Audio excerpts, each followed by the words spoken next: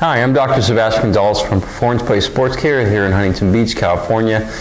This is going to be one of the video topics for mainly a review of a study, and I have the study right here. I'll bring it up to the screen so you guys can see it. And this is basically, if I can read it through there, it's resistance training. Resistance training or the response of persons with chronic, non-specific low back pain, basically to resistance training or periodization of musculoskeletal rehabilitation.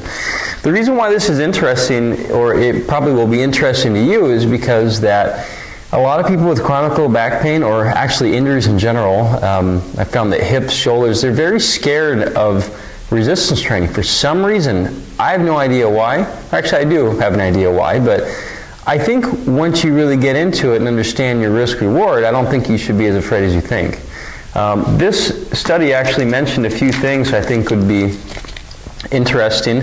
So low back pain often presents with reduced muscular strength and endurance, given. Also increase in pain, disability, and reduced quality of life, and I think we can all agree with that. So it also said that 16 weeks of periodized resistance training, or lifting weights but safely, produced significantly greater improvements in pain, disability, and quality of life with chronic low back pain patients than did periodized aerobic training.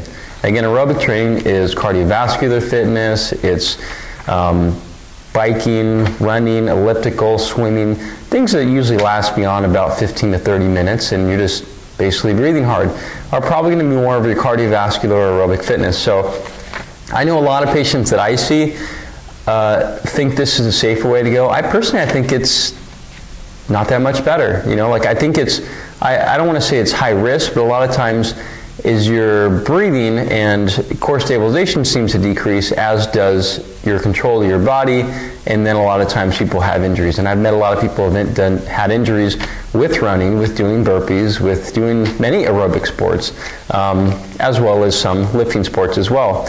So this study, it was, the main goal of it was to find out what is a good volume, or how much could you lift or should you lift, and what are the results, what are the improvements with those amounts of volumes. There was 2 days, 3 days, and 4 days during a week that they studied or that they tested, as well as the control group, which is nice to see. So the 4 days a week had a rough volume of a mean of about 1,500 reps per week. The 3-day week had about 1,300 reps per week, and the 2-day week had about 560 roughly.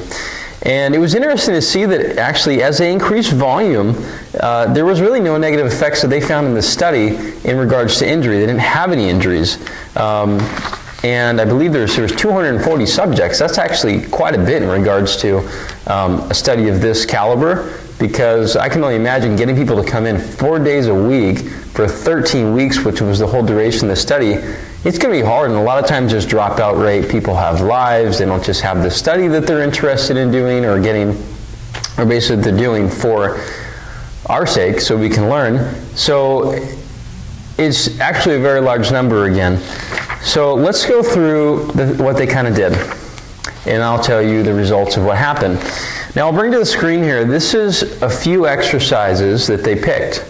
And I was telling a patient about this the other day, and you'll see I highlighted the ones which was things that happened all 4 days in the 4-day-a-week resistance training. A lot of these exercises, I'm not going to say they're bad, but they're just, it's kind of like someone went throughout a gym and just kind of picked some random things. And the reason I say that is because there's things like arm curls and tricep pushdowns, and these aren't things that I would usually pick for a low back pain patient. I might pick stuff for the glutes, stuff for the core, stuff for the legs, things of that nature. But interestingly, they threw this kind of stuff in there, which tells me that even general strength with these chronic pain patients is beneficial. So when we actually look at the overall results with this, there's probably 3 that you're going to be interested in. First is physical characteristics. Did the body change at all in regards to physical appearance and so on? The next one is musculoskeletal strength. Did the muscles and tendons get stronger, basically? And the last is how did it affect these people's lives?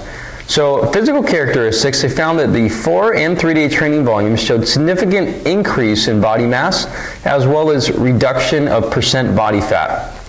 Now the 2-day-a-week training group didn't really get this, but it showed that the trend was going there. It just wasn't significantly there yet. Again, this is a 13-week study they did, and it actually theoretically around 8 weeks we really don't have any enlargement of muscle size, cross-sectional diameter. You mainly have neurological response, or your strength comes from the neurological system firing better. Usually you'd say that the muscles will increase in size beyond 12 weeks, certainly around 16 weeks or so. So it's going to take a little bit more time. Now the musculoskeletal strength, what they found was that all of the groups actually increased in strength with 4 benchmarks they used, or sorry, 3. One was the bench press, one was the lat pull down, and one was the leg press. Now they found that the only group that didn't respond significantly in regards to increasing in strength was the control group, the group that didn't do anything at all. So they found that 4 and 3 times a week training showed significant improvements from weeks 9 to 13 on all 3 bench press, lat pull down, and leg press. But 2 times a week only found improvements on everything but leg press. So I think that was kind of interesting as well. So I know with my recommendations, I tell people bare bones, 2 times a week you should be strength training. But realistically, if we're looking at this study, at least 3 according to musculoskeletal strength.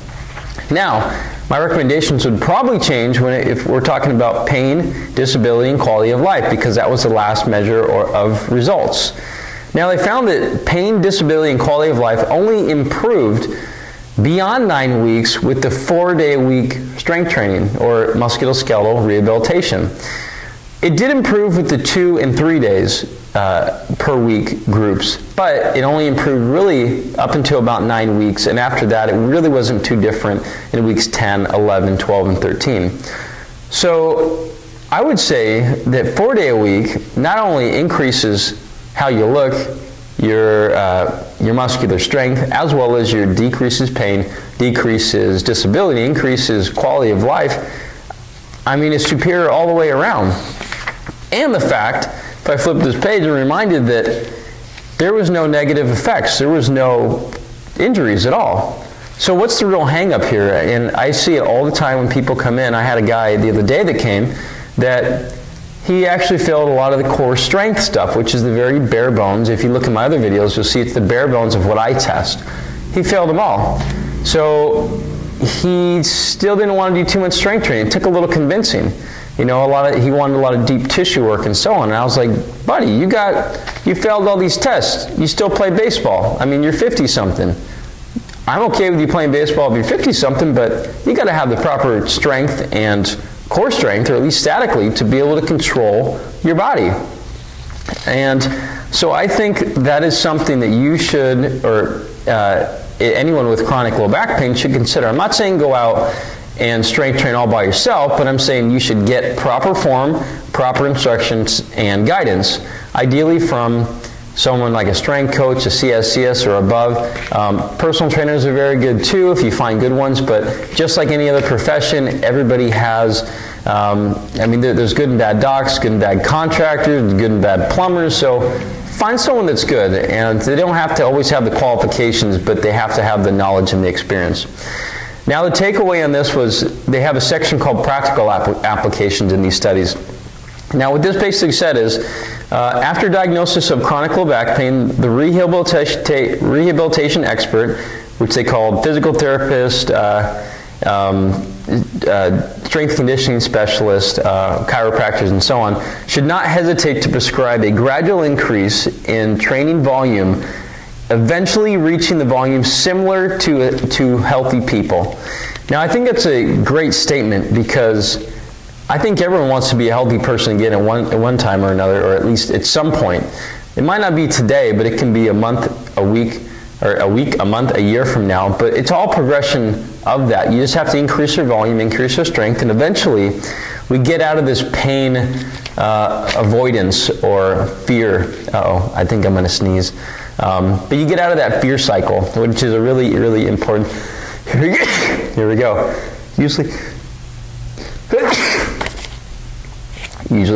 4, but this one at the time it was 2.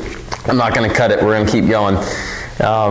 So anyways, there's a lot of people who are scared of re-injuring themselves, which is totally merited, but they have to realize that it is a mental issue.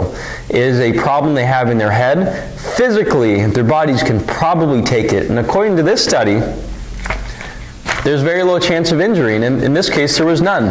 So I'm going to bring this back up to the camera so you can see. Again, it's called the responsive persons with chronic non-specific low back pain to 3 different training volumes of periodized musculoskeletal rehabilitation.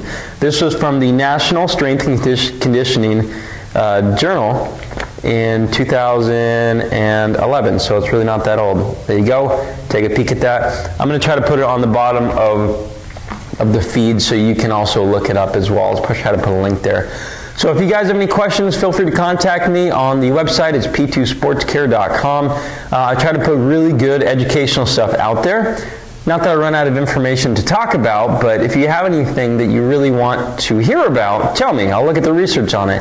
I love to learn. I learn the current stuff when I look it up as well. So check out our podcast, check out our other videos, and share. Definitely share these videos, comment on them, like them. It's the only way we get pushed to the top, because hopefully you see that this is quality information. I'm not hiding a thing. All right, talk to you guys soon.